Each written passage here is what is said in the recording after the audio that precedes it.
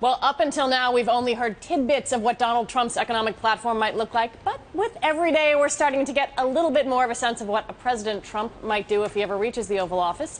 So here are some of the proposals he's discussed just in the past week, raising from his stance on carried interest to companies moving to Mexico. I would say to the head of Ford, sorry, I'm not going to approve. You're going to pay a tax. Well, every car and every truck and every part that comes across that southern border, you're going to pay a 35% tax. The carried interest is really a tremendous burden on the country. I would take carried interest out, and I would let people that are making hundreds of millions of dollars a year pay some tax, because right now they're paying very little tax. We have companies with thousands and thousands of jobs that are leaving this country to go out and get their money. Let the money come in, tax it at a much lower rate, and let the money come in. I know the greatest negotiators in the world. Like Carl Icahn's one of the best. If I put Carl in charge of Japan, Carl, handle Japan trade deals. It's over. Just walk away. Let them on the wrong. Oh, forget it. They even know that they don't have a chance, okay?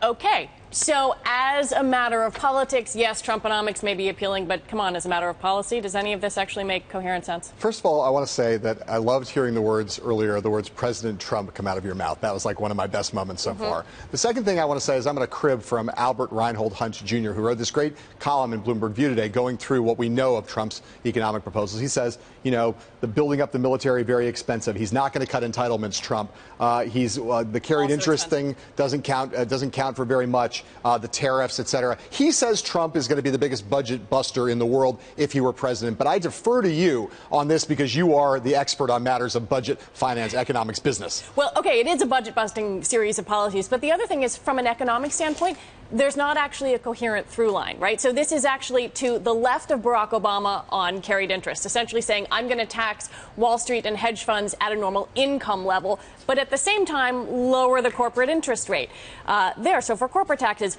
which is to the right. I mean, a lot of this stuff kind of doesn't have a particular through line to it and has a very protectionist bent in terms of free trade, which he says he's for, which doesn't make sense with a 35% import tariff. Well, that is a point I'll ask you, is there anybody in the world of business or economics that you cover who thinks that slapping a 25% tariff on Chinese goods and Mexican goods and other goods, anybody who thinks that makes economic sense? In a word, no.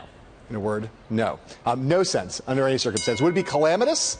Would it be horrible? It would start a trade war. We don't want to start a trade war. We don't want to start any kind of wars. Okay, so that's clear.